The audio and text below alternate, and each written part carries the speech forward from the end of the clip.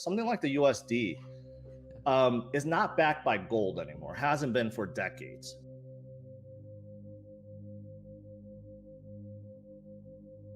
So there's a couple people, I won't name names, that will say Bitcoin has no intrinsic value.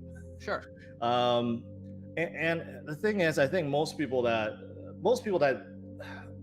kind of know little about finance, and I don't claim to be a very financial guy, I don't know all the inner workings, but I do know that something like the USD is not backed by gold anymore, hasn't been for decades, right? So a lot of people still look at it that way, like Bitcoin is digital, it's not backed by anything, there's no intrinsic value.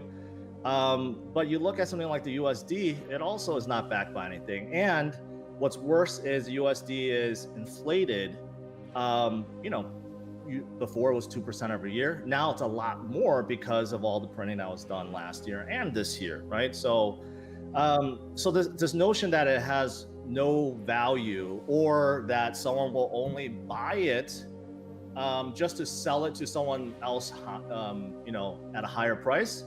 But that's how anything works. Some people will make the point like, oh, Bitcoin is not as good as gold because it's not physical, and if there's a power grid out, like an Armageddon situation, and all the electrical power grids go down, then Bitcoin is useless. Well, in that case, I would argue gold would be useless.